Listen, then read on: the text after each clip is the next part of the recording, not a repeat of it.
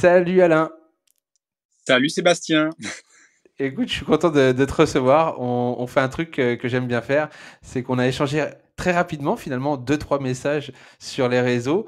J'ai vraiment aimé, moi, ta vidéo. Tu étais dans le désert, tu étais en train de remettre à jour un mur qui était enseveli de sable et tu étais en plein soleil, pieds nus, dans le sable, en tenue la plus légère possible. Et j'ai dit, putain, c'est excellent ce qu'il fait ce mec-là. On a échangé vite fait et je t'ai proposé qu'on fasse connaissance parce que je pense qu'on a pas mal de choses en commun, des choses à se raconter. J'ai exploré un petit peu ton site et je pense qu'on a pas mal de choses à se raconter. Donc, écoute, essaye de te présenter un peu. Après, je me présenterai un peu plus si tu veux. Mais moi, ça Avec- m'intéresse de pouvoir te découvrir, savoir ce que tu fais, où tu es. Et puis après, voilà, on pourra discuter de la vie. Moi aussi, je poserai des questions. Je suis curieux aussi. Je suis très curieux. Écoute, euh, j'ai une petite cinquantaine. Ok. J'ai une petite cinquantaine d'années. Je vis depuis près de 25 ans dans le sud marocain. Ok. Et, je vis dans une steppe semi-désertique où je suis arrivé au début des années 2000.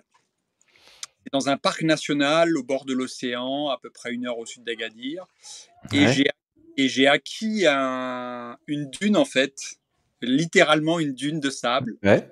Et je m'y suis posé avec quelques objets, quelques vêtements et une petite guitoune à l'époque. Et puis 25 ans après, c'est un lieu de régénération avec des centaines d'essences d'arbres, avec un bassin naturel, avec un puits qui a été creusé à la main de manière traditionnelle à une grande profondeur, environ 100 mètres. D'accord. Ah oui. Et j'y accueille pas depuis 25 ans, mais depuis une vingtaine d'années, des êtres qui ont envie d'améliorer leur vitalité, tout simplement. Ok, donc hôtel Caïma Bio, c'est comme ça que Khaïma, ça veut dire tente en Caïma. fait. Khaïma, ça veut D'accord. dire parce que pour la petite histoire, Ouais. quand je suis arrivé ici, c'était un tout petit village où il n'y avait pas de route pour y accéder, pas d'électricité, où les gens allaient encore, tous les gens du village, il y a 25 ans, allaient au même point d'eau, il n'y avait pas l'eau courante dans les maisons. Et l'histoire de ce village, c'est que c'est des êtres issus de tribus nomades sahraouis qui se sont installés ici il y a une centaine d'années en remontant en fait du grand sud marocain. Mhm. Et c'est ça qui m'a donné l'idée en fait, d'utiliser l'habitat traditionnel qu'ils utilisaient à l'époque. Donc, il y a une centaine d'années, aujourd'hui, ce sont des maisons en terre, voire des maisons en parpaing, en briques. D'accord. Et voilà, je me suis intéressé à cette forme d'habitat. Et donc, moi, j'habite sous une khaïma depuis 20 ans et les gens sont reçus, accueillis sous des khaïmas traditionnels. D'où le nom khaïma, khaïma bio. Ok, ça marche. Mais est-ce que j'ai cru comprendre, toi, au tout début, dans ta jeunesse, tu étais plutôt dans la bosse. Alors c'est rigolo parce que moi aussi, j'ai grandi. Alors peut-être que ça va être un point commun. J'ai grandi à Châteaudun, entre Orléans et Chartres. Ok. Alors je sais pas si toi en bosse, t'étais de ce côté-là. J'étais plus du côté de la forêt. J'étais pas vraiment en Beauce, mais ma maman est originaire de Beauce. Ok. Euh, à côté de, Elle était dans le Loir-et-Cher, à Ok. côté de, j'ai oublié le nom de son petit village. Mais ma maman est originaire de Beauce, famille de paysans. Et moi, j'ai plutôt grandi, petite enfance, plutôt proche d'Orléans, mais Châteaudun, on est voisins. Nous étions C'est ça. voisins. C'est ça, exact. Nous étions voisins. Et ouais. Et donc du coup là, donc toi tu accueilles des gens qui vont faire des séminaires, viennent, c'est plutôt en retraite plutôt que en vacances ou les deux? C'est c'est un peu entre les deux, en fait. Du fait de mon parcours, en fait, je me suis intéressé très jeune à la santé parce que j'ai fait du sport à haut niveau. Ok, J'ai suivi un cursus de sport-études voilà, dans la discipline du cyclisme sur route. Et je ok, me suis très jeune affiché contre les pratiques dopantes. J'ai été le plus jeune créateur, le premier créateur d'une association antidopage, et j'ai été le plus jeune membre d'une commission interministérielle à l'époque du mandat de Marie-Georges Buffet dans les années OK. 90. Et donc j'ai cherché des alternatives au dopage Ouais. chimique. Et donc c'est OK. là que j'ai commencé à vraiment m'intéresser à la santé, à l'alimentation ancestrale, à travers le docteur Seignalé que j'ai rencontré à l'époque, à Ouais. la bioélectronique très jeune, donc tout ce Beh, oui. qui concerne l'eau, le fonctionnement Exact. du corps, des cellules, les courants. Et en fait, aujourd'hui, c'est ce savoir que je partage avec des gens qui viennent. C'est les vacances, certes, parce que les gens quittent leur domicile, mais c'est davantage des retraites, c'est des séjours d'une minimum une semaine, voire 15 jours, où les gens, la plupart du temps, c'est des gens qui ont des pathologies de dégénérescence, type auto-immune, tout ce qui peut être diabète, sclérose en plaques, fibromyalgie, etc. Il n'y a pas que ça, mais il y a beaucoup de gens qui cherchent aujourd'hui des alternatives à la médecine qui prend en charge les malades et pas la santé. Exact. Voilà. C'est un vrai problème ça, hein, de vouloir, mettre un pansement au lieu d'essayer de faire cicatriser la plaie. Ouais. Ouais, c'est ça. Et les gens, moi, nous faisons tous ce que nous pouvons, hein, avec la connaissance que nous avons à un instant. Eh oui. Et le constat est que comment dire, que ça fait pas partie de notre évolution d'humain en fait. Dans notre enfance, il y a très peu de parents qui ont les connaissances, il y a très peu de parents qui, sur la masse, hein, j'entends, Oui, je dis oui. tout le monde, mais qui enseignent en fait, qui accompagnent leurs enfants et qui enseignent à leurs enfants comment se comporter, comment être responsable de sa santé, comment être autonome, comment créer sa propre autonomie en santé. Et donc c'est un peu tout ça que je partage et les gens qui viennent pour des retraites. Mais il y a aussi des sportifs qui viennent aussi s'entraîner. Bon, il y a un peu un mix, mais c'est essentiellement des gens qui découvrent, je dirais, d'autres fonctionnements pour améliorer ou se soigner ou guérir D'ac de pathologies. d'accord et du coup, il y a quand même une idée d'être un peu autonome du coup, là où tu te trouves? Tu dois avoir un jardin, tu dois avoir, des choses à faire? Parce que moi, j'ai travaillé 12 ans en maraîchage bio, j'ai Euh, toujours été et je fais beaucoup de potager autant que je peux et d'électroculture donc là aussi, il y a peut-être des choses intéressantes à partager. Toi, tu vis en autonomie vraiment? Parce que à ce que j'ai vu sur la photo, le village, il est plutôt proche? Il y a quand même des commerces ou toi, tu es vraiment excentré? En fait, pour la petite histoire, j'ai délaissé un peu le lieu pendant un an. J'avais prévu de J'avais l'idée de voyager sans argent et sans papier. Voilà, OK. parce que j'ai été dans une mouvance souveraineté de l'être, etc., etc. Bon, on va peut-être pas rentrer dans les détails, c'est pas le sujet C'est du. pas le sujet. Et donc j'avais un peu délaissé le lieu. Donc là en ce moment je suis pas vraiment autonome, mais en fait il y a quelques années, en fait pendant 12 ans, une douzaine d'années, j'ai été totalement autonome en légumes et produits dérivés animaux type œufs, ce genre de choses. Parce qu'aujourd'hui, je consomme quasiment plus de viande, en fait, ou en tout cas pas de viande d'animaux domestiqués. D'accord. M'arriver dans la nature, voilà, dans certaines situations de consommer du gibier, mais c'est très rare. Et donc j'ai été autonome, oui, OK. et jardin dans le désert, dans un sol qui est sablonneux à 96% de sable. Donc c'est une expérience. Ça m'a mis, ça m'a mis quelques années d'observation et d'expérimentation pour arriver à, je dirais, euh, adapter les semences au Ouais. lieu, au climat, à la chaleur, à Eh l'eau oui. aussi qui est légèrement saline parce je suis très proche de la mer. Et donc, D'accord. euh, je dirais pas des échecs, mais il y a eu parce qu'il n'y a jamais d'échecs, il y a eu des enseignements, il y a eu des leçons. Exact. Et les dernières années, là où je faisais le jardin, j'ai produit énormément, énormément, énormément de légumes dans le désert parce que mes semences se sont adaptées et je produisais tout, hein, tomates, concombres, courgettes, courges, des dizaines de variétés de tomates, etc. Et là où c'est plus difficile, c'est pour les arbres fruitiers parce que je suis proche de la mer Ah et oui, que le vent, bon, même si j'arrive à un petit peu au niveau du vent avec des brises-vent et tout ça, à les protéger, reste que les sols sont très alcalins, que les fruitiers ils préfèrent les sols plutôt acides. Voilà, il y a l'humidité, de l'air salin, etc. Les arbres ils souffrent, mais j'arrive, hein, à avoir des oranges, des clémentines, des pamplemousses, d'accord. quelques poires, quelques grenades.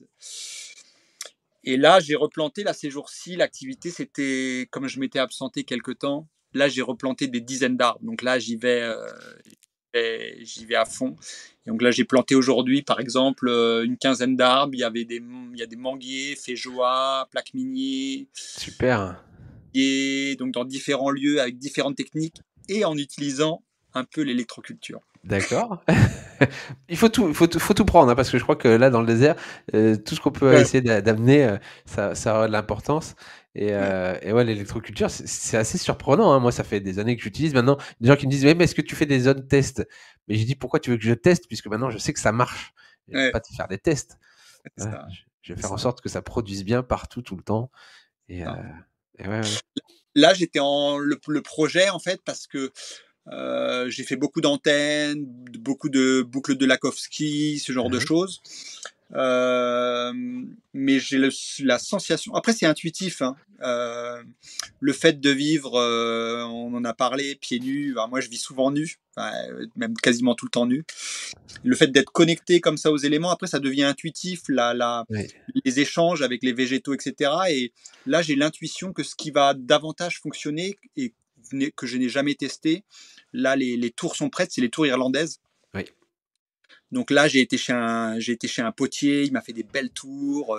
J'ai fait des petites tours en respectant la coudée, c'est etc., les ça, ouais. dimensions, tout ça. Et elles sont prêtes. Sauf que si tu as du basalte à m'envoyer, je suis preneur. Bah, les frais de transport sont un peu chers, je crois, parce que là, le basalte, il y en a, mais c'est vrai qu'au niveau du poids, pour envoyer le basalte, c'est ça qui est plus compliqué. Ouais. Mais Par du bus, basalte, par bus, je pense que je vais m'organiser parce que je vis en ce moment un peu entre Perpignan, ben, les montagnes de Perpignan et le Maroc. M'organiser pour envoyer du ouais, basalte ici. J'ai pas trouvé. Et ça, je pense que ça va avoir un. Donc pour les gens qui connaissent pas, c'est une tour. Hein. Moi, je les ai fait en terre. C'est rempli de basalte. qui est Euh, une roche paramagnétique. voilà, Voilà. exactement. Donc il y a le paramagnétique et le diamagnétique. Là, le paramagnétique, c'est ce qui va dynamiser, stimuler les végétaux qui sont autour.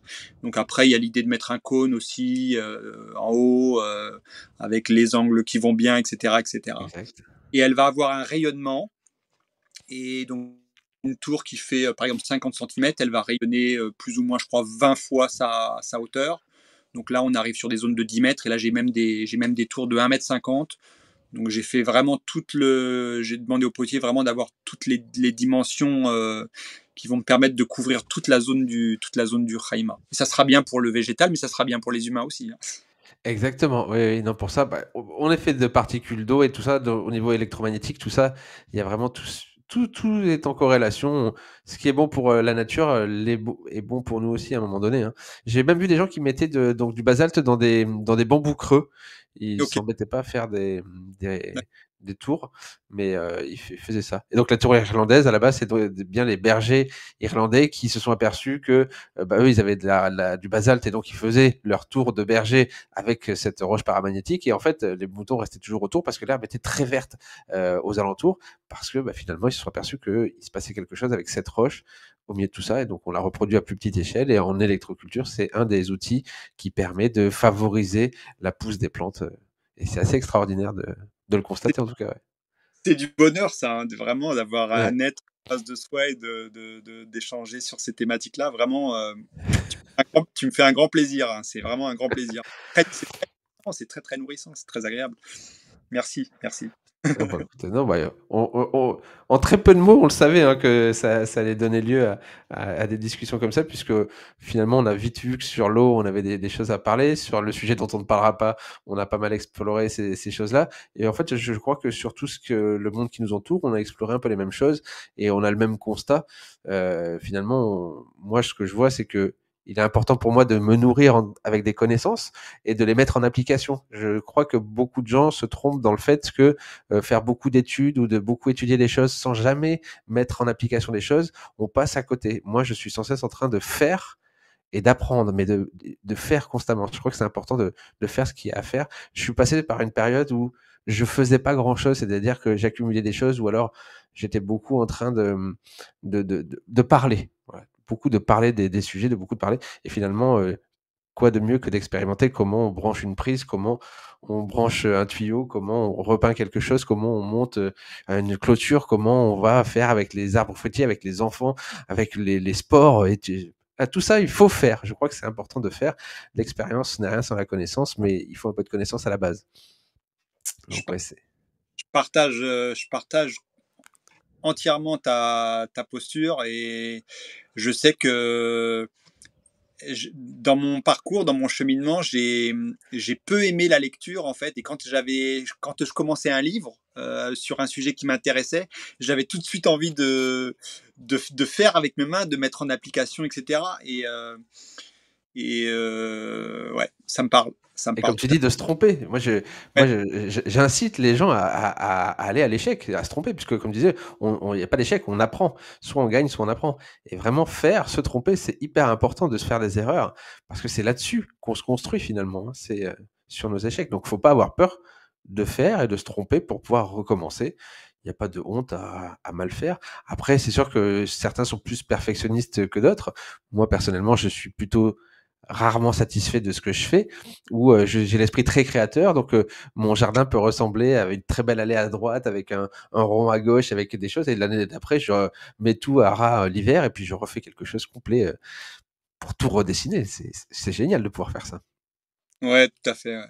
Mais en fait, le Haïma, je l'ai construit comme ça. J'étais sur enfin, je suis toujours sur ce carré de désert et, euh, et j'ai fait et j'ai refait, et j'ai enlevé, et j'ai remplacé et ça marche pas et ça, ça marche et, et, même déplacer des arbres en fait. Je me suis aperçu que sur un espace de 10 000 mètres carrés, je suis sur un hectare.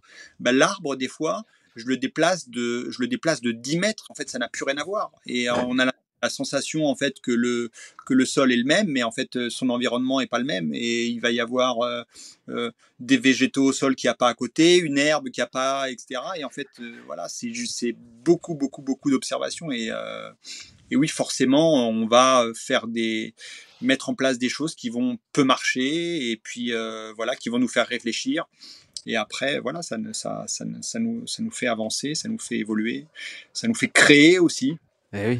le sens de la vie en fait. Le sens de la vie, c'est pour moi, c'est aujourd'hui, c'est évoluer, créer et être heureux parce qu'en fait j'ai évolué et j'ai créé des choses et ça me rend heureux. Voilà. Et pour moi, c'est le sens de la vie. Je crois que c'est exactement ça. On a beau chercher dans tous les sens, c'est tellement complexe et on s'y perd. Et finalement, dans la simplicité même de juste être et pas chercher à plus, c'est dans cette microseconde, dans cet instant de lâcher prise, tu sais, c'est dans ce truc Ouais. où tu lâches tout que c'est merveilleusement bien. Mais il faut tellement de temps pour pouvoir y arriver et au fur et à mesure, de moins en moins de temps. Enfin, voilà, moi je suis tout à fait d'accord avec toi. Il faut pas chercher à toujours vouloir plus. Déjà, quand tu es heureux, pourquoi tu veux chercher plus? Malgré tout, ça t'empêche pas d'aller chercher plus pour t'être rendre heureux, mais d'une façon différente. Parce qu'il y a pas, pour moi, il n'y a pas de être plus heureux. Il y a juste être heureux de façon différente avec, et comme tu le disais, avec ce que tu as aujourd'hui. C'est-à-dire qu'aujourd'hui, moi, je suis très, très con par rapport à celui de demain. Et, par contre, je suis perfectionné par rapport à celui que j'étais hier.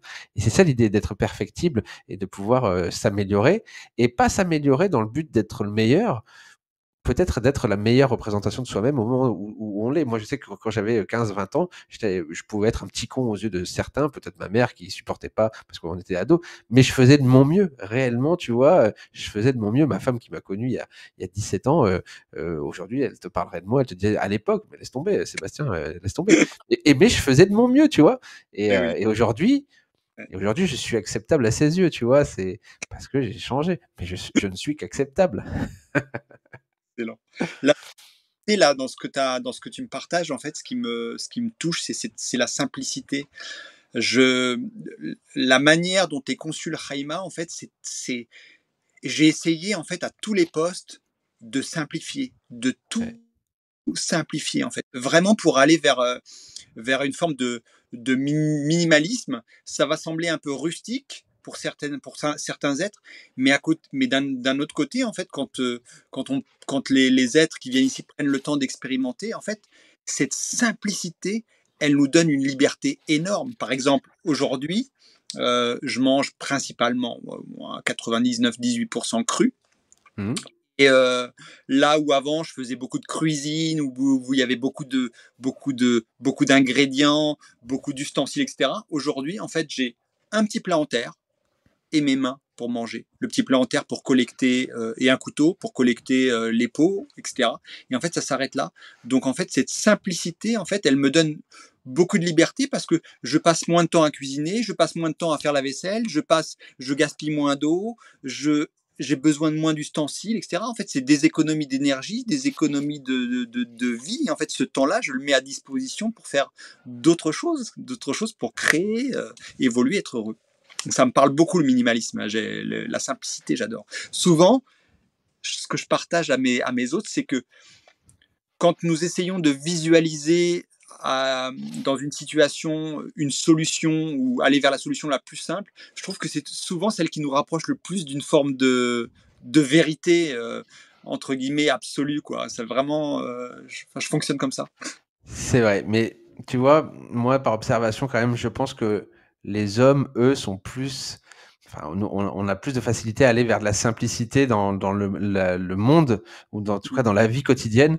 Les femmes avec les enfants, en tout cas moi, ma femme avec mes enfants, c'est plus compliqué de les amener vers cette vie, en simplicité. Alors peut-être que tu rencontres des femmes qui sont comme ça, mais moi, je vois dans le monde qui m'entoure, en tout cas où j'habite en ville et avec le monde, les vrais gens qui vivent dans la matrice, c'est compliqué de leur faire comprendre ça. Moi, tu vois, par exemple, je pense que tu as des toilettes sèches. Euh, Aujourd'hui même plus en fait. Je vais directement le compost. Enfin, on peut appeler ça des toilettes Oui, sèches. Ouais. c'est des toilettes sèches, mais tu vois, moi mes parents, ça fait des années qu'ils ont monté une maison en terre paille. Il y a des toilettes sèches. Ma mère est prof de pilates, donc il y a des toilettes sèches dans la salle de pilates. Mais c'est des choses qui sont difficiles à faire rentrer dans les mœurs, de faire comprendre le cycle de tout ça. Et, euh, et je pense que quand même, il faut arriver à faire passer ce message. C'est pas si facile que voilà. Quand tu as envie de le vivre, c'est très facile pour soi d'y aller et de le vivre. Mais tu peux pas emmener, enfin moi en tout cas aujourd'hui, je peux pas emmener tout le monde. On n'est que quatre, hein, mais tu vois, je peux pas emmener les trois autres avec moi pour vivre cette vie qui, pour moi, je trouve hyper inspirante, hyper cohérente. Et ça me paraît génial ce que tu fais, toi. Ma, com- ma compagne, elle, ce qu'elle dit, c'est que c'est rustique mais sympathique.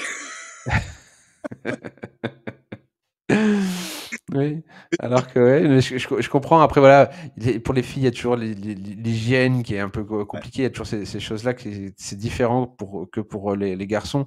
Et Mais à la fois compliqué, à la fois il y a encore quelques années, parce qu'en fait alors, au Maroc, quand je vais courir ou me balader dans les montagnes, il y a des villages qui sont reliés par des chemins de douaniers.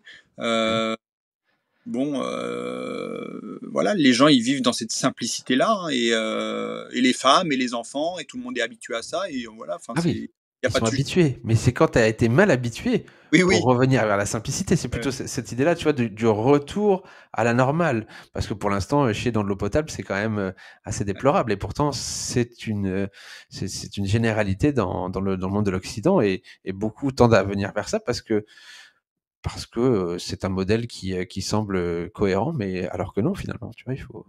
C'est la première chose que j'ai faite ici. Je pense que la première chose intelligente, que j'estime intelligente, c'est les toilettes sèches. Et en fait, je connaissais pas. J'arrivais, j'avais une vingtaine d'années. Euh, et j'avais construit un premier habitat en roseaux. Alors, des roseaux qui étaient fendus au couteau, et puis tissés, et puis ensuite assemblés avec la forme que je voulais, et puis recouverts de terre. Et je connaissais pas, et j'avais fabriqué un premier toilette sèche, et je voulais savoir en fait si ça sentait mauvais et tout. Donc je dormais dans mes 9 mètres carrés, il y avait mon toilette sèche qui était là, et je me suis rendu compte en fait que c'était faisable et que c'était pas désagréable de vivre avec son toilette dans sa petite chambre. Non, non, mais après, c'est toujours pareil. Il y a une science de tout ça. Tu dois amener les bons apports, tu dois utiliser les bons matériaux. Voilà, faut pas qu'il y ait trop d'humidité. Tout ça, mais encore une fois, on apprend, tu vois. Si, si à un moment donné, il y a des odeurs, c'est parce que tu as mal fait ton job. Dans la nature, il n'y a pas vraiment ces odeurs-là qui sont faites. Donc, Et j'ai grandi en France, donc en forêt d'Orléans, dans un petit village qui s'appelle Ingrane. Et je me ok. souviens, mes parents ont acheté une vieille maison, et on n'avait pas de toilette parce qu'en fait, la fosse septique était, quand ils avaient acheté la maison, était bouchée, ou n'avait pas été rénovée. Et en fait, mon père, qui était à l'époque, qui était dans le bûcheronnage, puis après l'apiculture, on allait beaucoup, mes parents s'intéressaient beaucoup à la nature. Et je me souviens qu'on allait observer les blaireaux. Et donc, il y avait un endroit où on savait qu'il y avait des blaireaux, et on allait la nuit, on montait dans les arbres, on les observait. Et ce qui m'avait vraiment surpris, c'est ce que nous avions mis en place, nous humains, c'est qu'ils avaient vraiment leur latrine, leur endroit pour aller uriner ou déféquer. Et en fait, nous, à la maison, on allait en forêt. On avait une petite pelle, donc on quittait la maison, on traversait la route, il y avait une petite route goudronnée, on traversait. Et j'avais 6 ans, moi j'ai grandi comme ça, j'avais 5 ans, 6 ans, 7 ans, et j'allais faire mes besoins en forêt. Et j'ai eu mes premiers toilettes, c'était des toilettes à la turque. Au bout d'un moment, même mon père avait décidé qu'il y allait avoir des toilettes à la turque. Donc il y a des toilettes à la turque, pour les gens qui ne savent pas, c'est des toilettes physiologiques d'ailleurs, hein, où on est C'est vrai. à la position parfaite. Et donc, je sais pas, vers l'âge de 9 ans ou 10 ans, j'ai dû avoir mes premiers toilettes, quoi, dans la maison. Ça paraît dingue alors que, ouais, ouais. Mais, Dans les années 80. J'étais ouais. toilette, donc dans les années 83, les débuts des années 80. Pourtant, c'était déjà une majeure généralité en France, euh, ou en tout cas, il y avait une grande partie des gens qui avaient déjà des toilettes, mais comme quoi, tu vois, grandir dans. C'est ce que je disais, tu vois, c'est le retour à la normale qui est plus compliqué, alors que naître dans un certain confort et ne pas savoir s'en défaire, c'est surtout ça qui est compliqué. Quand moi, pourtant, j'ai grandi dans une famille où il y avait tout ce qu'il fallait. Mon père était militaire, donc on déménageait, on avait des maisons qui étaient aux normes de l'époque. Mais cette idée de retour à l'observation de l'environnement de l'être humain, dans quel monde il est fait pour vivre, voilà, ça a toujours été motivant pour moi de comprendre le fonctionnement de tout ça et de se dire bah, pourquoi pas y revenir un jour, ou en tout cas faire de son mieux pour y laisser une empreinte moins nauséabonde que ce que la plupart des gens font en utilisant les ressources à effet trop personnel ou mal considéré. Est-ce que tes parents, toi, étaient un peu dans cette mouvance-là? Est-ce qu'ils t'ont enseigné un petit peu ces choses-là, ou c'est toi, c'est de toi-même Ah non, absolument pas, hein. Moi, j'étais pas du tout dans ce truc-là, hein. Mon père militaire, ma mère faisait du commerce, un peu de tout. Puis après, salle de sport, ils étaient beaucoup dans le sport. Et eux, après, par la suite aussi, hein, s'y sont mis beaucoup dans le bio, dans l'écologie, très empreint de. Maintenant, voilà, ils sont très actifs dans de diverses associations et dans diverses choses ils sont très très militants, donc on partage ça. Mais effectivement, au départ, pas du tout. Et puis de fil en aiguille. Moi, ça me parlait beaucoup. Après, voilà, comme je dis, je suis un garçon qui aime faire des cabanes en forêt tout petit, qui aime aller à la pêche, qui aime me balader, aller faire des randonnées avec les copains. Voilà, moi j'ai grandi du côté du Loir-et-Cher aussi. Donc il y avait des rivières, première catégorie. On partait le matin à 4h30, 5h, on allait à la pêche. Et puis on amenait le petit déjeuner. À 10h, 10h30, il faisait trop chaud, donc on pouvait plus pêcher le brochet, donc on allait se baigner, on faisait le casse-croûte. Et puis voilà, et tout ça jusqu'à mes 15, 16, 17 ans, j'ai grandi avec les rivières, quoi, tu vois, en allant se baigner, en faisant des cabanes, en faisant des radeaux, en allant pêcher à la main dans les branchages. Comment t'as connecté toi avec ce monde-là entre guillemets là du bio de... J'ai fait une saison en tant que de jeune ouvrier maraîcher bio quand j'avais une vingtaine d'années Ok. et ça m'a beaucoup parlé en fait. Hein. Je sortais d'un bac pro commerce puis d'un CAP cuisine. Enfin bref, en ayant fait pas mal de choses qui étaient liées à la vie très active. Et finalement, il y a eu une pause, tu vois. Alors je faisais le maraîchage et je faisais aussi les marchés. J'étais autonome et j'ai trouvé ça cool, tu vois, d'avoir le temps de vivre. Alors c'était un boulot toujours aussi dur physiquement, mais il y avait une autre dimension et le fait de créer. Alors, je créais beaucoup. Le commerce, c'était déjà créer des vitrines, créer des choses. Après, la cuisine, il y avait une espèce de création aussi dans l'assiette. Et puis, après est venue l'idée de voir la nature créer, tu vois, et de créer avec la nature en même temps. Et c'est très plaisant.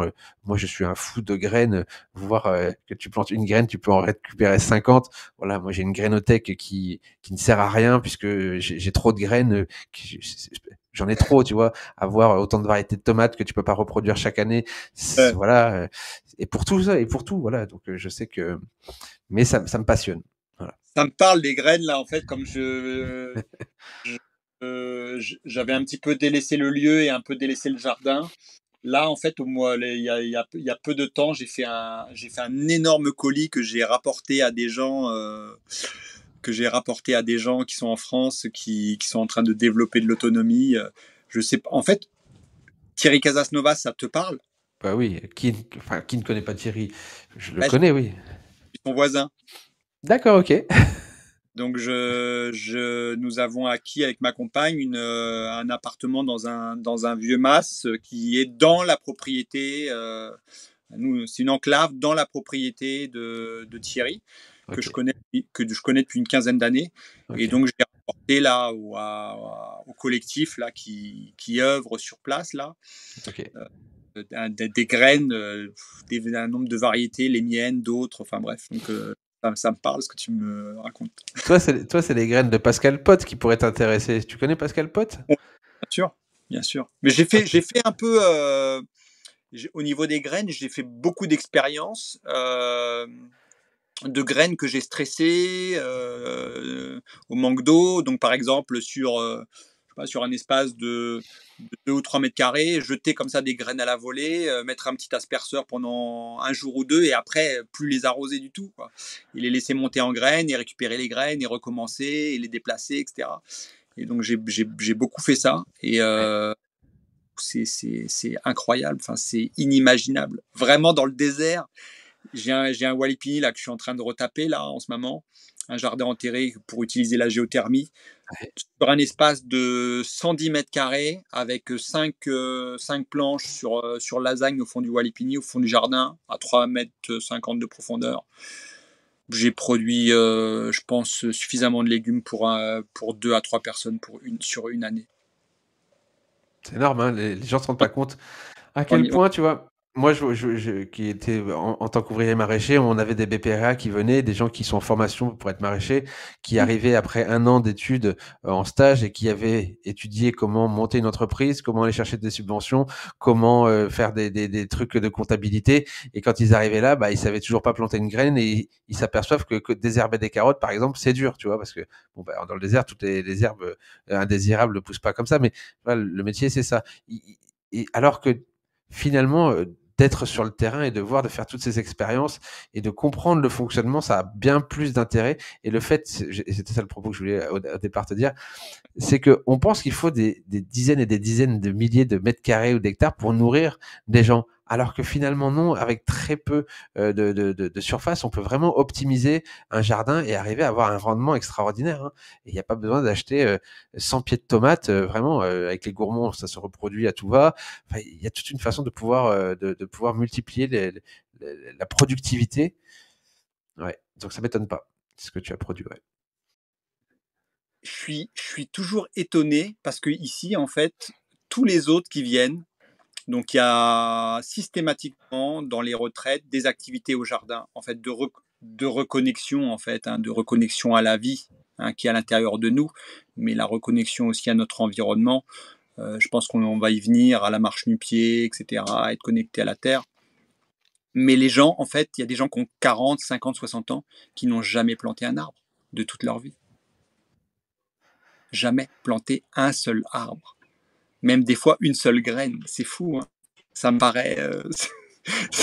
ça me paraît, c'est à l'école en fait. Si l'école sert à quelque chose ou si l'école servait à quelque chose, enfin c'est à ça que ça devrait servir, quoi. Entre autres à nous connecter à notre être, à nous connecter à notre environnement, à nous connecter à la terre, quoi. C'est fou, hein. C'est vrai, l'école, joue un rôle différent de celui qu'il devrait avoir et on essaie de bah, c'est pas le fait de critiquer ce que fait l'école sur mes enfants, par exemple, c'est critiquer déjà l'école de ce qu'a fait l'école sur moi-même, tu vois? Ce qu'on m'a appris à l'école, est-ce que c'est pertinent? À quoi ça m'a servi? Est-ce que finalement d'autres bagages auraient été bien plus, intéressants, pour pouvoir, grandir finalement dans l'environnement? J'ai l'impression que ce qu'on m'a appris sert, à développer les idées que de ceux qui faisaient le programme et aujourd'hui, eh bien, on se rend compte que ça perdure et effectivement, il y a des choses bien plus intéressantes à apprendre à nos enfants et si on peut pas l'apprendre par, le côté éducationnel, il faut que nous-mêmes soyons un modèle à suivre et il faut ne rien enseigner à nos enfants, juste être qui on aimerait que nos enfants puissent, être la personne qui puisse observer et c'est par cette observation que plus tard, ils pourront le devenir, mais aujourd'hui, il faut pas compter sur eux pour pouvoir, tenter, de les conformer à ce que nous, on est en train de parler, tu vois? De tout ce qu'on s'est rendu compte. Je pense qu'ils sont d'une pas prêts, 2 trop, dans un monde, où ils ont besoin de se développer dans un besoin d'appartenance et donc il y a trop de gens différents ou de jeunes en tout cas qui sont comme ça, plus les parents, plus tout ça. Donc je pense que voilà, il y a des gens qui enfin moi en tout cas je le dis souvent, c'est vrai que la génération qui arrive, qu'est-ce qu'ils en ont fait, tu vois? Et je pense qu'on pourra pas les changer. Donc il faut, je pense, rester, droit dans nos baskets en étant, qui, on est en train de promouvoir et ce modèle-là ou en tout cas les penser pour que ceux qui nous observent se rendent compte plus tard qu'effectivement on disait pas que des conneries. Je pense que voilà, moi je sais que mon père, quand je parle à mon fils, j'entends mon père parler, alors que pour moi, il racontait n'importe quoi quand j'étais jeune. Et je pense qu'à force de rabâcher ces choses-là, tu sais, c'est pas Versailles. Enfin, tu vois, tous ces trucs-là qui nous sont restés et qu'on disait à nos parents, ouais, c'est ça, et qu'aujourd'hui, on répète la même chose. Il y a de cette idée où il faut faire ce qu'on a à faire et adviendra que pourra. Ça me plaît cette image d'accompagner, en fait, d'accompagner. D'ailleurs, c'est ce que j'essaie de faire, ici dans le lieu, dans les retraites, accompagner les êtres, en fait, et d'être dans un partage et ou un enseignement non dogmatique et pas de dire voilà, c'est comme ça que ça se passe. Et en fait, l'exemple que tu disais, ça me fait penser à la nature, en fait, hein. Pourquoi dans la nature, il n'y a pas d'animaux débiles ou obèses? Ça n'existe pas, les animaux obèses ou débiles dans la nature, au sens propre, débiles. Et Ben, en fait, c'est à nous d'être un exemple pour nos enfants. Voilà. Après, bon, l'école, tu as abordé le sujet de l'école. Aujourd'hui, la difficulté, c'est qu'en fait, il y a une politique qui vise à empêcher, ou en tout cas à mettre des embûches pour les parents qui souhaiteraient faire autrement que de mettre leurs enfants dans le système scolaire classique. Ça a été une souffrance pour moi, l'école. J'avais beaucoup de facilité, mais ça a été une souffrance vraiment. J'ai prolongé j'ai prolongé l'aventure jusqu'après le baccalauréat, mais ça a été une souffrance. Vraiment, ça a été tout ce que j'ai fait jusqu'à l'âge de 20, une petite vingtaine, ça m'a servi à, je sais pas à quoi ça m'a servi. Je dirais pas à rien parce que il y a des expériences humaines, mais dans ce que je fais pratiquement aujourd'hui, dans la pratique, enfin, je me sers de rien, quoi, de rien du tout. Rien du tout. oui, Puis c'est pas comme s'il existait qu'un seul système éducatif sur cette planète, c'est-à-dire que les systèmes éducatifs anglo-saxons ou autres, il en existe plein où tu finis les cours à 14 ou 15 heures et tu peux faire du sport, tu peux aller t'enrichir de façon différente.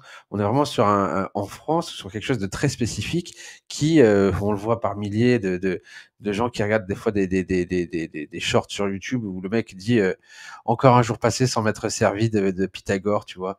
Et c'est pas faux, mais les charpentiers te Ouais. diront, mais moi j'en ai besoin tous les jours de Pythagore. Ouais, mais du coup, si tu fais charpentier, bah apprends Pythagore. Mais pourquoi tu perds ton temps à faire apprendre ça à certains alors que ça sert pas à grand chose? On a eu des cours de flûte. Ouais, c'était des initiations à des choses, mais je pense que voilà, ça aurait pu être fait si quelqu'un avait envie d'apprendre la musique. Mais il y a des choses où, Et- par contre, tu vois, la et- cuisine, ouais. planter des choses, prendre conscience de ton corps, que ce soit émotionnel et physique, et ça, c'est quand même plus important que d'apprendre que en 1515. D'ailleurs, à chaque fois, je pose cette question. Il y en a qui savent, quand je dis 1515, les gens savent, oui, Marignane. Et alors? Ah ben, je sais pas. Ouais. Eh oui, on a appris 1515, et on sait pas, on sait pas. Donc, tu vois, pourquoi apprendre ces choses-là?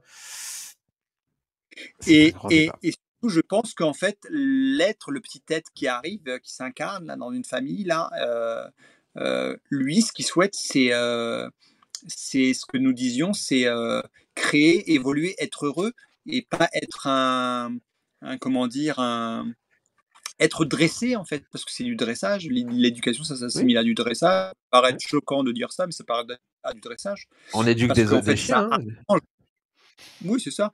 Ça arrange en fait les parents sont dans une habitude, puis ils ont leurs habitudes et donc ça les arrange que l'enfant soit à l'école, ça les arrange que en fait, ça continue comme ça.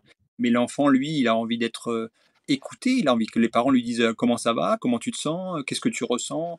Aujourd'hui, ce qui me surprend, aussi dans une chose qui me surprend dans les retraites, c'est la on parlait de la connexion à son propre corps, les gens ne savent pas respirer. Les gens ne respirent pas. Ils ne respirent en apnée en permanence, en permanence. Donc en fait, il y a pas de sensation, ils sont pas connectés à l'intelligence du corps. Donc ça devient compliqué après par rapport à s'alimenter, bouger, ressentir les émotions à travers le corps, comprendre nos émotions à travers le corps, et cetera. C'est Ouais, c'est toute une rééducation et en plus, quand nous on le dit, ça nous paraît tellement logique, que c'est difficilement, acceptable à un moment donné, que l'autre ne puisse pas comprendre ce truc hyper simple, tu vois? De se dire: «Non mais quand même, c'est du bon sens finalement» et bien non, c'est pas du bon sens pour tout le monde. Ça, c'est aussi difficile quand tu essayes de transmettre un message ou une connaissance et d'avoir en face, quelqu'un qui n'a pas le filtre pour pouvoir essayer de comprendre l'essence même de ce que tu es en train de lui apporter, ça peut être assez frustrant, mais je crois que, comme tu le disais, il y a pas d'échec. On apprend toujours et on apprend à accepter qu'en face, il faille un petit peu plus de temps pour prendre ça et puis, les changements quand on a un gros changement à faire, on peut pas s'attendre à ce qu'il se fasse rapidement. Il y en a pour lesquels il faudra, persister pendant 1 an, 2 ans, 5 ans, 10 ans et je pense que, il est important pour moi aussi de faire comprendre que les objectifs qu'on se fixe, il faut pas se dire, «Je vais changer ça et je vais changer en 1 mois, 2 mois, 3 mois». Il faut se dire: «Voilà, j'ai un gros objectif à réaliser. Allez, dans 2 ans, je veux que celui-là, il soit réalisé» et tu verras que 2 ans, ça passe très vite, hein. Tu le sais mieux aussi bien que moi, en tout cas, que 2 ans, ça passe très vite, mais se retrouver 2 ans après en étant au même point, c'est hyper frustrant, alors que se dire 2 ans après, bah, j'ai pas réussi à 100 mais je suis à 80 et ben ça on sait qu'on va y arriver et ça, on veut tout de suite, alors qu'en prenant le temps de réaliser ses objectifs, eh bien, on les réalise vraiment. ouais, je suis tout à fait d'accord. Ouais, c'est ça. Ça me fait penser aux, Ça me fait penser aux gens qui viennent au Khaïma, ils sont pressés, ils croient quand nous nous mettons à marcher du pied, que nous nous mettons à jeûner, que nous nous mettons à faire du jeûne intermittent, à essayer d'écouter la vraie faim. En fait, qu'est-ce que c'est la vraie faim? Est-ce qu'il y a des êtres? En fait, je suis toujours surpris euh, mais pourquoi vous mangez quoi en fait? Voilà, qu'est-ce qui là maintenant est-ce que non, bah en fait, ah bah oui, mais j'ai l'habitude de. C'est ça, hein, c'est ouais, ça prend beaucoup de temps. Ça prend vraiment réformer son comportement, ça demande du temps et ça demande aussi beaucoup de pratique et beaucoup de discipline. Ce que m'a enseigné le lieu dans lequel je suis, ce que m'a enseigné la nature et ce qui m'a enseigné l'observation, c'est la discipline en fait. Pour réussir quelque chose, accomplir quelque chose, achever quelque chose, construire quelque chose, ça demande de la discipline. C'est comme ça, quoi. Ouais, je sais pas si le mot discipline, moi, discipline, c'est quelque chose qui est un peu dur. Ah, ça y est, t'es là. Tu m'entends pas? Là, si, je Tu t'entends, c'est m'entends? bon, ouais. Ouais, c'est bon, ouais. Ok. Je te disais Discipline, que tu disais, c'est un peu. ouais, c'est un peu fort comme mot. Mais je pense qu'il y a plutôt de l'abnégation, c'est-à-dire, tu vois, cette envie de poursuivre quelque chose dans un élan pour se faire plaisir. Tu vois, la discipline, j'ai l'impression que c'est quelque chose où c'est dur, il y a de la rigueur, tu vois, c'est des mots qui ont une connotation pour moi un peu dure et presque on a du mal à le vivre. Alors qu'en fait, non, c'est juste que à la limite, qu'il y ait de l'autodiscipline, ça veut dire que on le fait soi-même, tu vois. Être autodiscipliné, c'est beaucoup plus. Ça parle un peu plus vrai que être discipliné. Tu sais, ça veut dire que tu as un maître, qu'il faut être. Voilà. Mais je pense que ouais, l'abnégation de faire ce qu'on a à faire et de l'envie de le faire, ça donne des fruits beaucoup plus sympas que quelqu'un qui est sous le joug de quelque chose qui le vit mal, tu vois. Je te rejoins en fait. C'est plus ça, c'est plus Je pense, l'autodiscipline oui. en ce qui me concerne, c'est de me lever le matin et de me dire voilà, en fait, j'ai une routine qui me fait bien pour commencer la journée. En fait, je m'attelle en fait à essayer de la. Ah, ça est revenu. Ah, c'est le désert. Hein, ah, il y a pas de la première antenne relais, elle est à 5 km de chez moi. Ah, tu sais que tu t'en ferais rêver plus d'un ici, hein. Ouais, t'imagines 5 km? Ah non, mais c'est. Ça me fait penser à un jour, je croise quelqu'un qui était ici, qui était en camion, qui voyageait, qui est réputé en France qui a été beaucoup avec Robin des Toits, etc. Ok, oui. Et il voyageait, et il était à la recherche de zones blanches. Et donc, quand il était venu, il avait des appareils de mesure. Il était sur le Haïmal, le terrain du Ouais. Haïma. Et en fait, sous mes tentes, c'était zone blanche. Et donc, pendant quelques années, d'ailleurs, j'avais un peu communiqué là-dessus et j'avais des électrosensibles qui venaient chez moi en retraite et ils arrivaient avec leurs vêtements blindés, en fait, Ouais, ouais. tissés en maille C'est ça, avec ouais. des. Voilà, pour se protéger durant leur voyage. Incroyable. Ouais. Ouais, mais c'est vrai que c'est très recherché maintenant, hein. Malheureusement, hein, c'est des zones qui sont convoitées parce qu'elles sont de plus en plus rares et au détriment de gens qui souffrent, hein, vraiment. On se rend pas compte. En France, c'est encore marginalisé, c'est encore de la psychiatrie, hein. Mais Ouais. moi qui en côtoie pas mal, voilà, c'est très Je compliqué pense, à gérer. je pense que ces gens-là, en fait, les électrosensibles, ça se joue, enfin, c'est une de mes croyances, hein, au niveau des métaux lourds. Je pense que c'est des gens qui ont une charge de métaux lourds très importante. C'est pour ça qu'ils sont très réactifs aux champs électromagnétiques. Oui, il y a un peu de tout, hein. C'est pas parce que, tu vois, moi, qui en croise, il y en a qui sont vraiment électrosensibles le jour où un Linky a été installé chez eux et pourtant la plupart des gens ont un Linky et sont pas vraiment sensibles. J'ai des électrosensibles qui sont vraiment assujettis à la 5G. Ils en souffrent et ceux qui sont assujettis à la 5G souffrent pas tellement du Linky, tu vois. Ils me disent, moi, le Linky me dérange pas, mais la 5G, c'est grave. Et les gens qui sont dérangés par le Linky, bah, eux, la 5G, pas plus que ça, mais le Linky, partout où ils vont, voilà. Donc, encore une fois, il n'y a pas quel type d'onde agit sur quoi. Sur les métaux lourds, c'est sûr. Il y a aussi les vêtements. Ouais, Il ouais. peut y avoir les teintures sur les cheveux, les lunettes, toutes les matières, les broches qu'on peut avoir dans le corps quand on s'est fait réparer. C'est le docteur Gérard Dieuzel, hein, qui en parle très bien de tout ça, de l'électrohypersensibilité par rapport à tout un tas de choses et comment arriver à comprendre déjà ces phénomènes-là pour pouvoir agir. La mise à la terre est une des façons de venir rééquilibrer le déséquilibre généré par l'exposition aux ondes, mais c'est pas la panacée pour ces gens qui souffrent.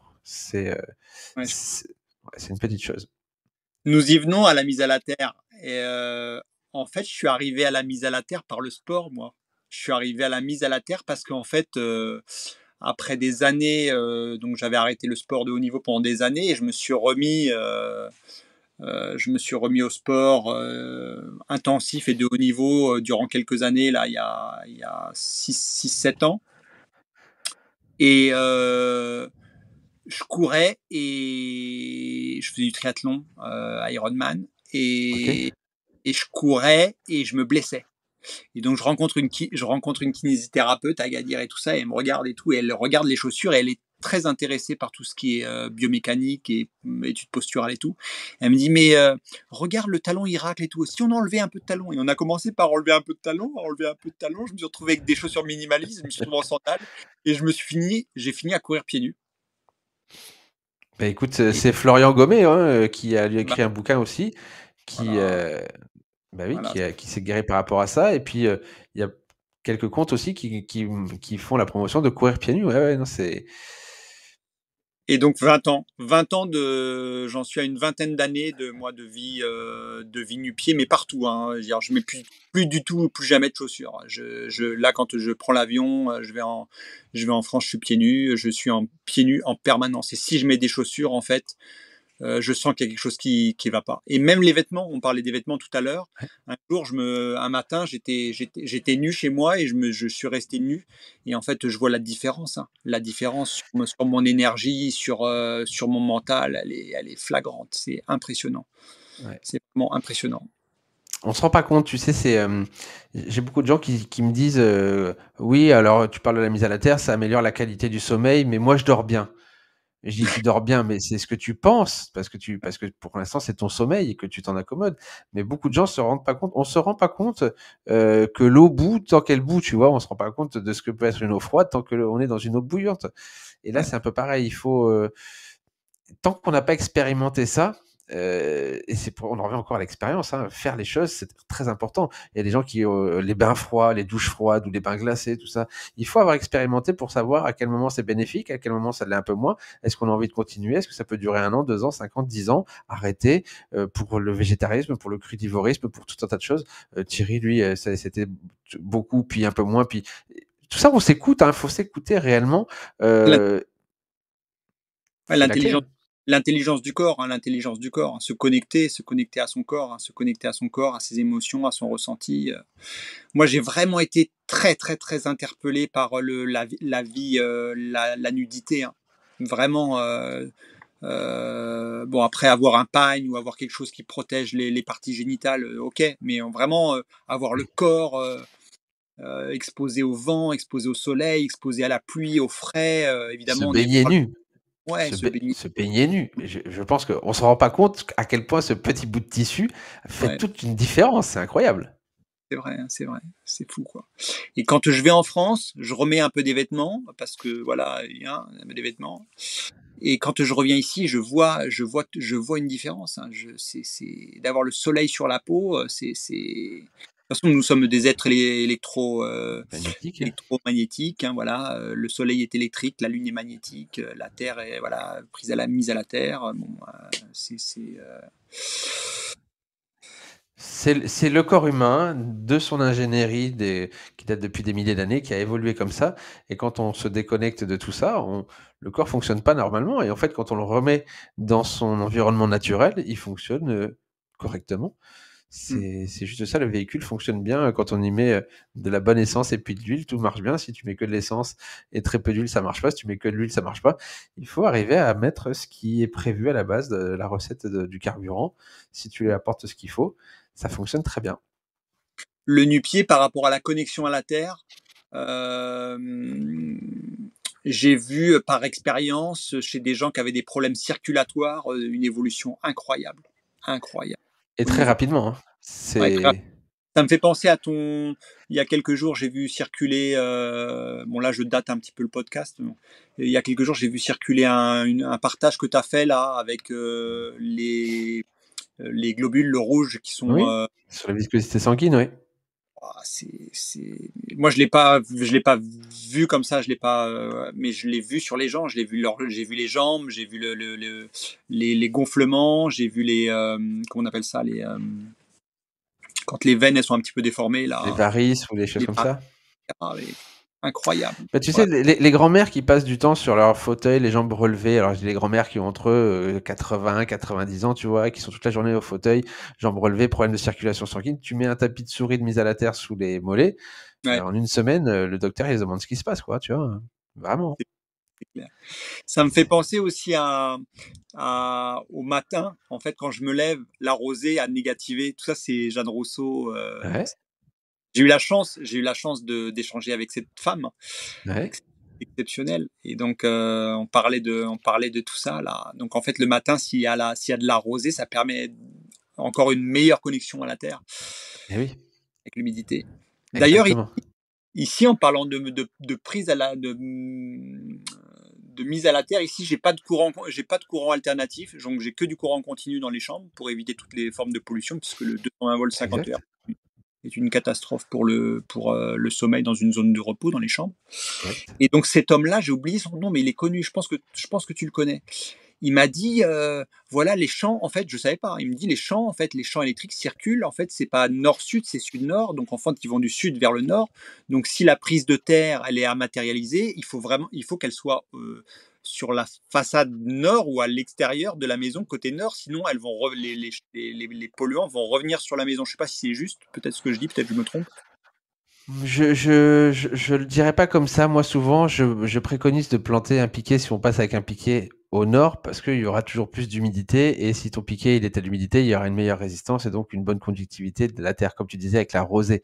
Maintenant, au niveau, là, on pourrait se rapprocher des antennes d'électroculture ou des antennes magnétiques, où là Ouais. aussi, voilà, on va mettre un aimant au nord pour arriver jusqu'au. Ouais. Je sais pas. En tout cas, j'ai pas poussé jusque-là, mais c'est intéressant. Dans ma croyance, enfin dans ce qu'il m'avait raconté, ce monsieur-là, enfin dans sa croyance, dans le partage qu'il m'avait fait, c'est que les champs électriques circulent du sud vers le nord. Et donc, c'est pour ça qu'il était préférable de mettre la prise de terre. Et donc là, dans le désert, comme c'est très sec, et que j'ai un endroit qui produit du 220 volts pour pouvoir recharger des bricoles, etc., mais il n'y a pas dans les chambres, et ben nous avons creusé ensemble, je sais pas, sur 6 ou 7 mètres cubes.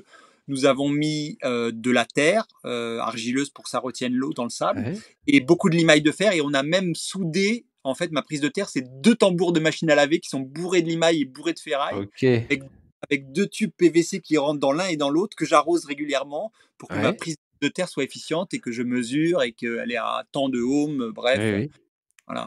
Donc voilà, c'est c'est ça. génial. C'est un très Bah, ouais, mais c'est vrai Je que voulais l pardon, je t'écoute, non, non, oui. mais je disais que même les pieds nus dans le sable, voilà, la connexion à la terre, elle se fait quand même. Ouais, On parle, moi je différencie la terre électrique qui va devoir évacuer 220 volts et la ouais. terre électromagnétique par rapport à notre corps qui parle de quelques millivolts où là, voilà, il y a une conduction différente.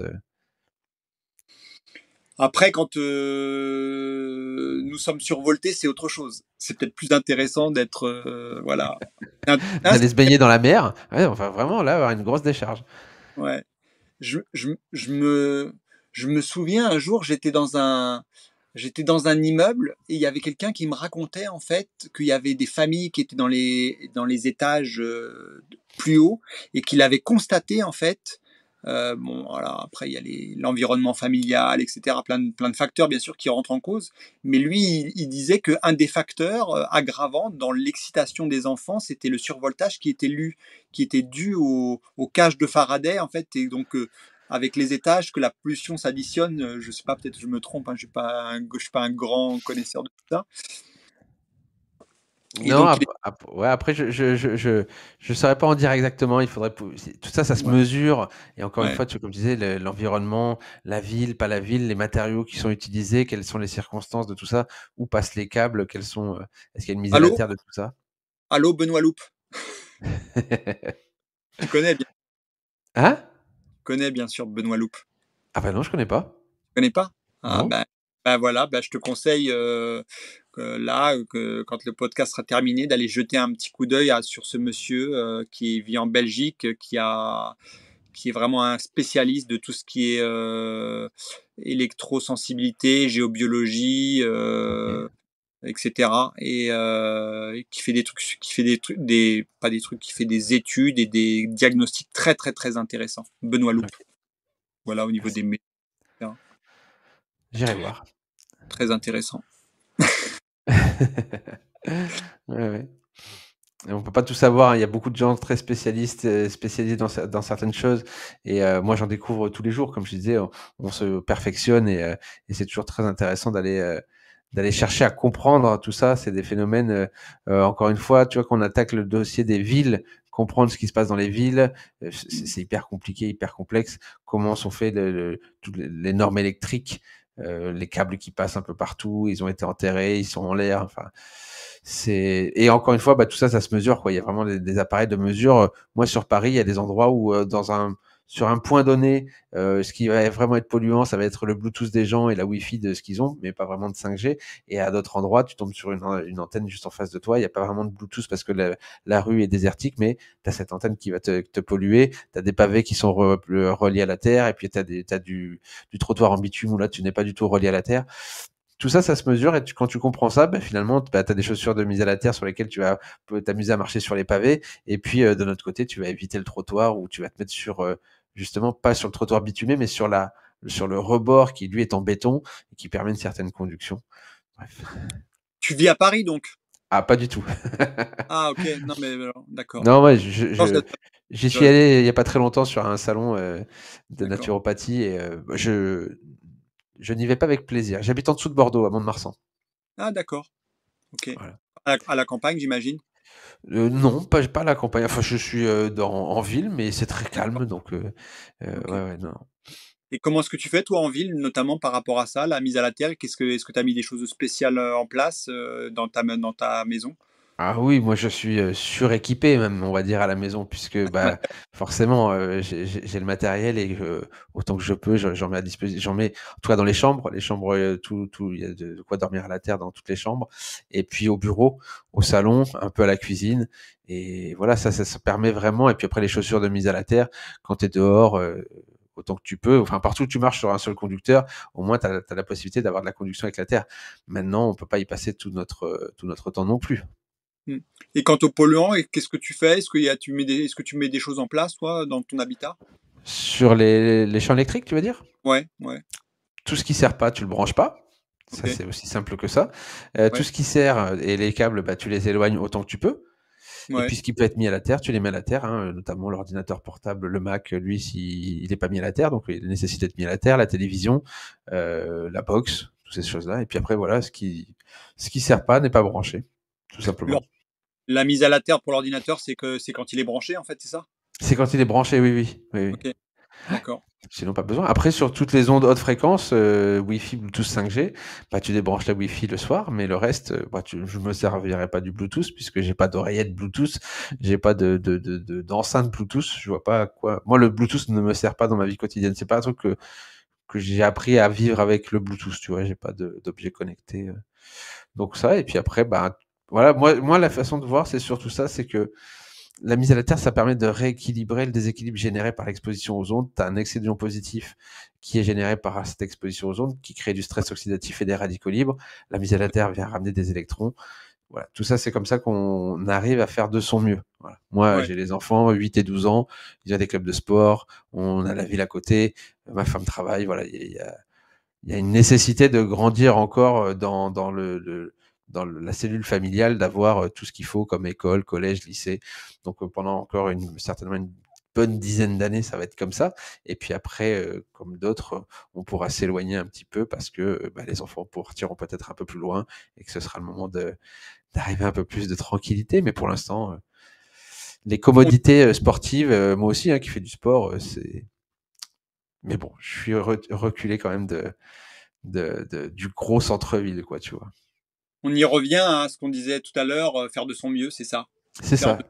faire de son mieux où nous sommes et être être, être contre, être rigoriste, jusque-boutisme, jusqu'à en être maladif, c'est destructeur, ça a pas d'intérêt. L'être ne va pas rayonner alors que si, on fait de son mieux, on rayonne, bah, c'est aussi par ce biais-là que nous amenons d'autres êtres qui gravitent autour de nous à s'intéresser, bah, à la mise à la terre, à la qualité de l'eau, à la qualité de l'habitat, aux vêtements qu'on porte, aux matières qu'on porte, et cetera et cetera. Voilà, c'est Ouais, puis après, il y a toute une histoire d'éducation, il y a une histoire de budget, il y a une histoire de tu vois, moi marcher pieds nus tout le temps ici, déjà ma femme ne l'accepterait pas parce qu'elle aurait du mal le regard des autres, par exemple, avec un mari un peu excentrique, tu vois? C'est quelque chose qui est pas évident, donc faut respecter. Donc moi, du coup, j'aime bien cette idée d'utiliser la technologie à mon service, tu vois? Donc s'il existe des chaussures qui permettent d'avoir l'effet pieds nus sans l'être, bah, écoute, je respecte d'un côté ma femme, je me respecte moi aussi parce que ça me permet de faire ce que j'ai envie de faire et on arrive à trouver des compromis comme ça et à pouvoir vivre finalement heureux et en ce que tout le monde va y trouver son compte parce qu'il n'y a pas de problème, il n'y a que des solutions, tu vois. Mais J'ai la, j'ai la chance d'avoir une compagne, en fait, qui, en fait, elle a lâché là-dessus. Et la première fois, je me rappelle, elle est d'origine, elle est kabyle, elle est d'origine kabyle, et que c'est, voilà, avec des traditions, etc. Elle m'a dit, ah, surtout, la première fois que tu vas voir ma mère, hein, tu mets tes sandales. Mais maintenant, en fait, elle a lâché. Puis, en fait, les gens, je crois que c'est aussi s'il y a un petit côté excentrique, c'est aussi la posture. Si on est joyeux, si on est avenant, etc. Je crois que les choses passent beaucoup plus ça c'est voilà, sûr, facilement et en douceur. Donc, ça c'est bon. sûr. Mais je la remercie, hein, vraiment, je la remercie. Je sais pas si elle regardera le podcast, mais je la remercie de me laisser marcher. Non, mais après, quand ça fait plus d'une décennie, et moi je l'ai rencontré, ça fait déjà 20 ans que je marchais pieds nus, en fait, Oui, même mettre des sandales, en fait, c'est comme un chat à qui on a mis des. J'ai l'impression d'être comme un chat à qui on a mis des chaussettes, quoi. C'est au ouais. niveau de la, au niveau de la posture, quand je vais courir pieds nus et que je cours en sandales, ben en fait, je sens que c'est pas du tout la même chose au niveau de mon squelette. Je cours pas de la même manière. Ouais, ouais. Non, mais c'est certain, hein. Il faut réapprendre après, hein. On peut avoir le pied fragile. Il y a Ouais. beaucoup de gens aussi, des gens qui ont très peur de se couper, de marcher sur une crotte de chien, d'avoir des tics, tout un tas de peurs et de croyances. Alors, je vais te la raconter. Il y a pas très longtemps, on était en train de promener avec mes enfants et je leur dis: «Tenez, on va se faire une petite vidéo pour pouvoir poster sur Insta, où on va regarder, je vais vous montrer que vous marchez pieds nus et moi aussi». Et c'était une prairie où il y avait plein de pâquerettes, tu vois. Et ils voyaient des petits insectes. Ils disaient non, mais moi je marche pas là, il y a des insectes et tout. Alors je leur dis, moi regarde, je marche, je cours, je m'allonge, je me roule comme ça. Je dis, il faut pas avoir peur. Écoute, ma fille a enlevé ses chaussures, elle a pas fait 3 mètres sans, elle s'est fait piquer par je ne sais pas quoi, alors que donc forcément ça reste empreint derrière. Non, non, je marcherai plus dans là où il y a des fleurs parce que je vais me faire piquer. Alors je me suis littéralement roulé dans l'herbe pendant au moins 5 minutes en disant mais regarde, il y a rien, n'ayez pas peur. Et elle a fait 3 mètres et j'y croyais pas. Il a fallu que sur elle, ça tombe, tu vois? Donc voilà, marcher pieds nus, il y a aussi beaucoup de ça, des peurs, des croyances, des fois fondées, pas fondées, j'en sais rien. Mais est-ce que toi, tu as des choses comme ça où du coup, une coupure, un truc qui se passe, ça a du mal à cicatriser parce que derrière et tout ça, ou c'est vraiment la peau s'est endurcie et du coup, avec l'habitude? Ben, en fait, déjà, je suis beaucoup plus observateur. Mmh.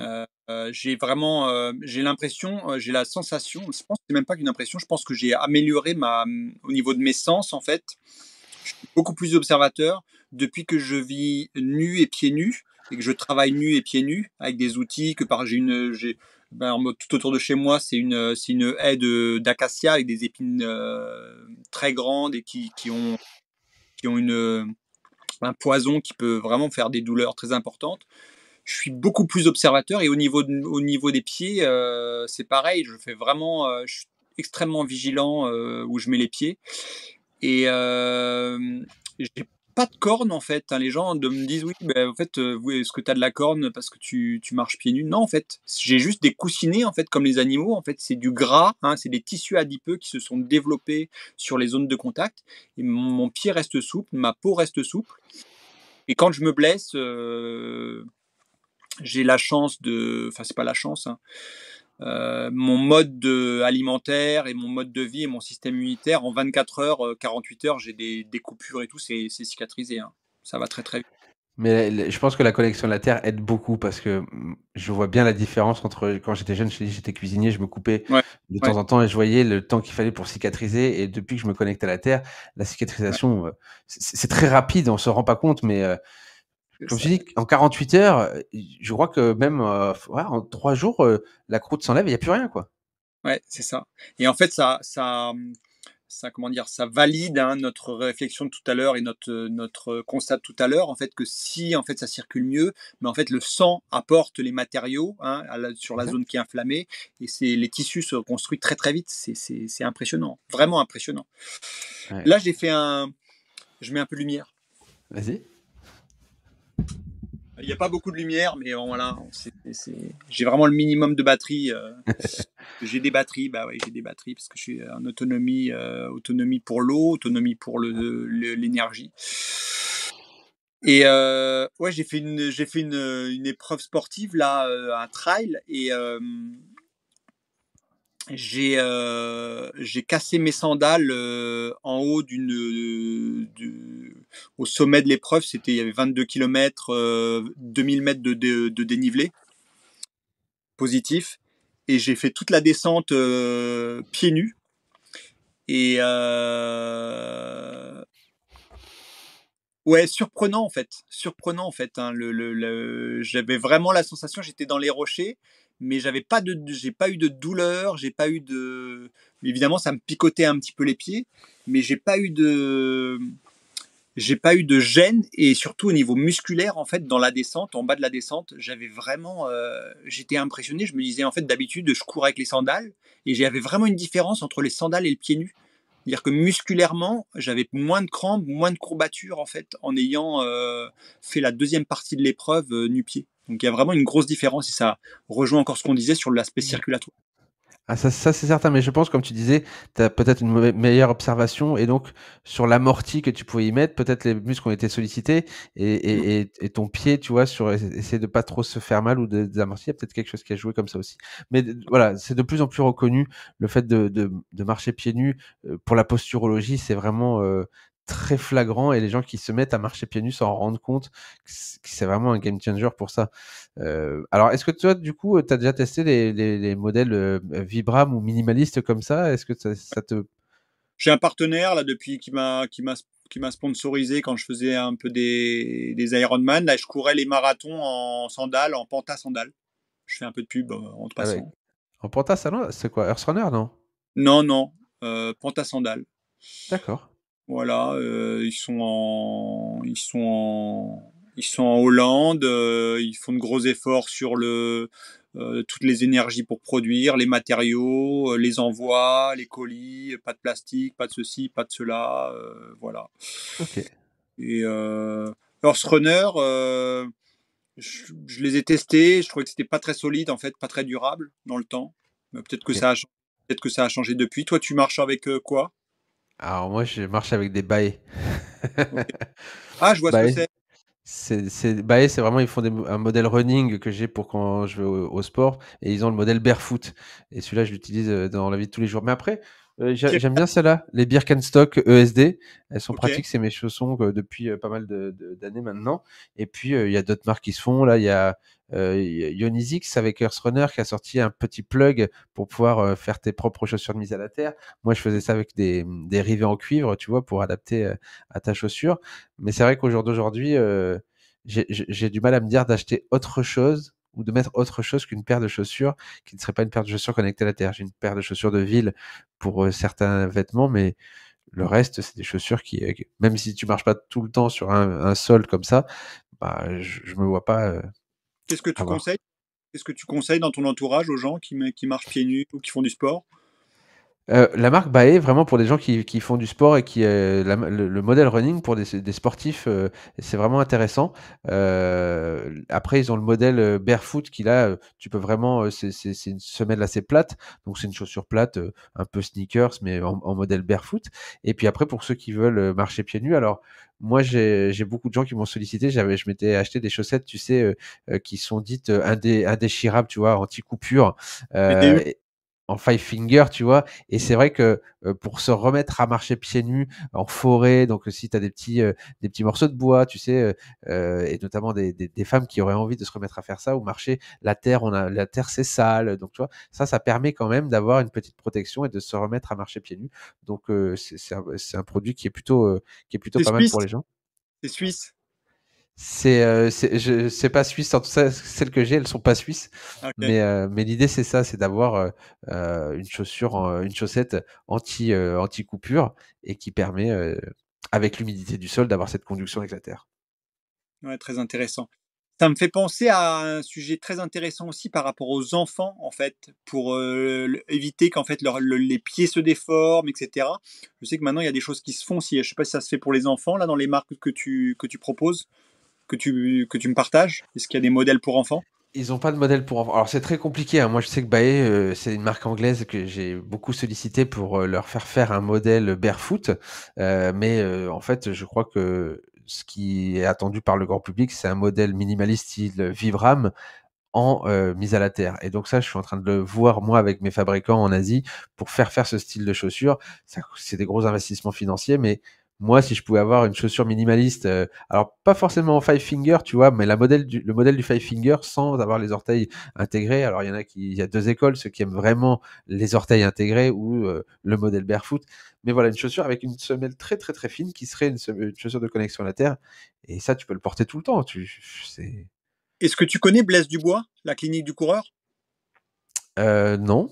Un Canadien, et ben en fait, je t'invite à aller voir de son côté parce que lui, il vient de créer une chaussure pour enfants minimaliste barefoot. OK. Voilà, c'est super. C'est un gars qui a été dans l'encadrement des équipes olympiques du Canada Ouais. et voilà, qui a créé la clinique du coureur et qui fait la promotion de l'usage de chaussures minimalistes, y Mais compris, euh, y compris pour les athlètes de haut niveau. de toute façon, les mamans branchées, ma femme en fait partie, ont compris que les chaussures avec les semelles dures, ça sert à rien, tu vois? Mettre dès tout petit des chaussures en cuir, tu vois? C'est, quand même un bénéfice, qui est durable sur la façon de marcher, de l'appréhension. Il y a vraiment à l'état assistante maternelle et donc c'est vraiment important, comme tu dis, de commencer avec les enfants et de pas leur faire porter des baskets tout le temps, d'essayer de puis de toute façon, on le voit, les gamins avant 7, 8 ans, ils sont toujours en train d'enlever leurs chaussures. On est toujours en train, enfin, les parents leur disent remets tes chaussures, remets tes chaussures. Alors que non, ils le savent, eux, qu'il faut enlever les chaussures. Et donc, il faut pouvoir continuer aussi après. Mais malheureusement, l'effet de mode fait que on a envie d'avoir une paire de Nike ou de je ne sais quoi, alors existe des modèles bien plus physiologiques, et notamment le modèle barefoot. C'est sûr que c'est pas un modèle de chaussures qu'on trouve partout et qu'on ressemble à, pas un canard, mais voilà, il y a un autre aspect de la chaussure. En tout cas, le pied est naturellement fait comme ça. Mais Je les vois chaussures minimalistes, ah, c'est quand pardon. même très recherché. Et si elles existaient en mise à la terre, je crois que celui qui fait ça, il pourrait avoir un sacré marché. Je vois les gens qui arrivent ici, un autre constat, c'est la déformation des pieds des Ouais, adultes. Aïe, aïe, aïe, le pied, là, au lieu d'être comme ça, naturellement, le pied, quand il se pose, il est comme ça, il va ouais. chercher. Les gens, ils ont les pieds, en fait, tous les orteils, tous les bouts d'orteils, ils sont tous serrés les uns contre les autres. Comment le corps peut-il prendre sa posture naturelle et normale avec les orteils qui sont collés comme ça? Ah non, mais c'est terrible, hein. Il y a des gens qui vraiment en plus ont honte de leurs pieds parce que à la limite ils se moquent de nous parce qu'ils vont dire qu'on a des pieds de hobbit, tu vois? Voilà, des pieds, voilà, c'est ça, exactement. Ouais, Donc, c'est pour parler, c'est bien, mais il faut leur montrer aux gens. c'est ça, c'est le pied du hobbit, tu vois? On se dit toujours qu'on a les pieds, qui sont écartés comme ça, et alors qu'eux ont les pieds vraiment, presque ligaturés. Ils ont des vrais problèmes de santé physique, hein, pour le coup. Est-ce que tu sais, enfin non, tu sais pas, mais je te pose la question. À ton avis, en 20 ans, mon pied s'est élargi de combien et allongé de combien en 20 ans? Ah, ça veut dire que te alors élargi, ça je veux bien le comprendre, je sais pas, il a dû prendre au moins 2 centimètres, 1 ou 2 centimètres. Ouais, quasiment 2 centimètres. Ouais, ouais, j'avais déjà vu ça, des gens qui ont les pieds vraiment, des pâtes au gaz, quoi, tu vois? Les pieds en V, quoi. Ouais, c'est énorme. Ouais, ouais. Et en longueur, Je sais pas, tu mesures combien? Tu dois faire 1 m 80. 87. Ah oui, donc tu dois bien faire un 44. Bah, quand je me suis mis à marcher pieds nus, je faisais du 45-46. OK. Et maintenant, en fait, 48-49. OK, tu des palmes, quoi, c'est tranquille, Voilà. Bah, je nage bien, ouais, ça va. C'est fou, hein. 2 Bah, ouais, ouais. centimètres de longueur, 2 centimètres en longueur. Les os, en fait, c'est le pied, c'est je crois que le pied, je suis pas un spécialiste de l'ossature, mais je crois que le pied, c'est là où il y a le plus d'os, en fait, dans le corps. Mmh. L'articulation, il y a le plus d'os.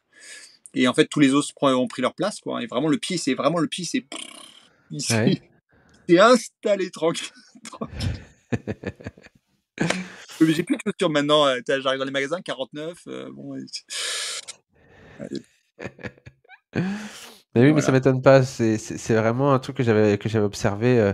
D'ailleurs, il faisait un reportage dans la nature comme ça avec une tribu amazonienne où il faisait cette remarque de dire, voir les pieds sont vraiment très différents des gens qui vivent en ville et qui ont des chaussures parce que l- c'est comme ça qu'il doit être en fait. Hein.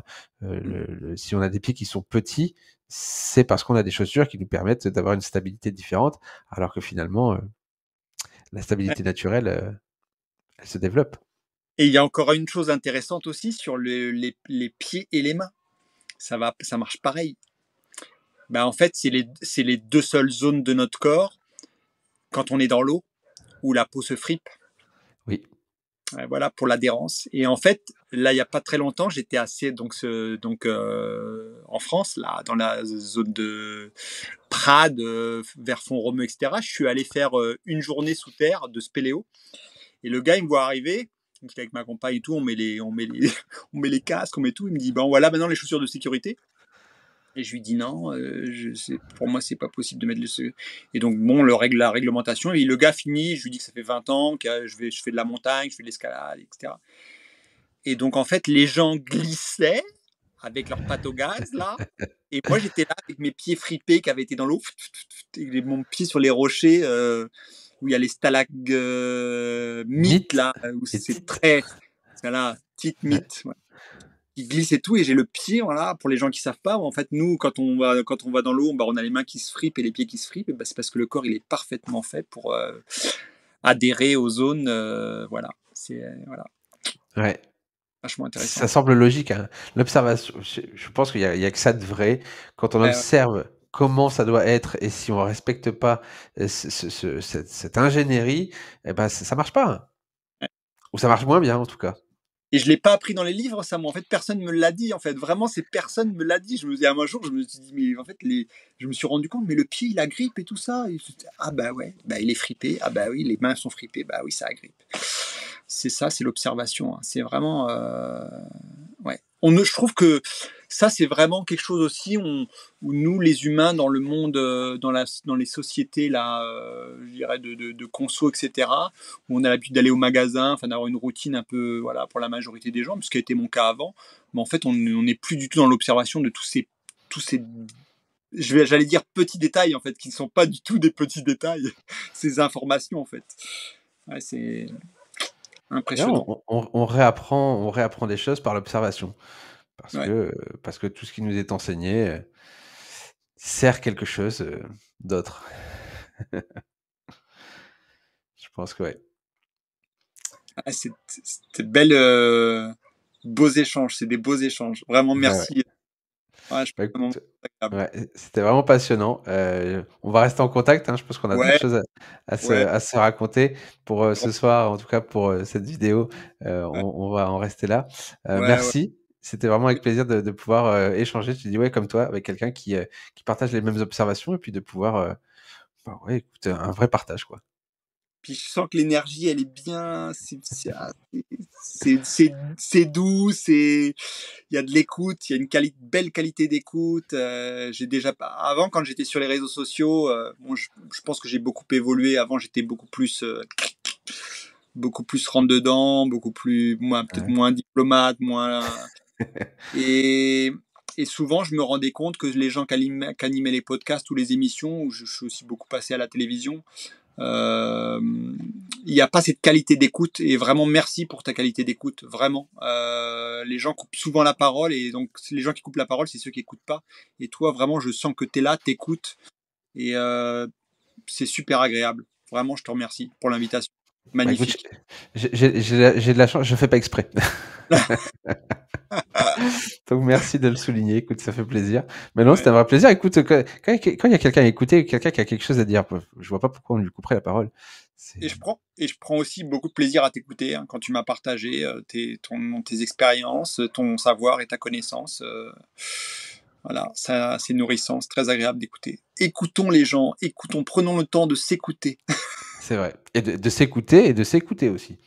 Aussi les 2. Aussi. Bon, bah, écoute, merci à toi, je te dis à bientôt et puis merci de nous avoir écoutés. Si vous avez des Ouais, questions, hésitez pas à aller voir, je mettrai le lien de ton site pour aller voir, donc l'hôtel Haima Bio et peut-être un de ces jours, je viendrai te voir, hein, je sais pas, hein. Qui qui sait? sait? Qui Hein? sait?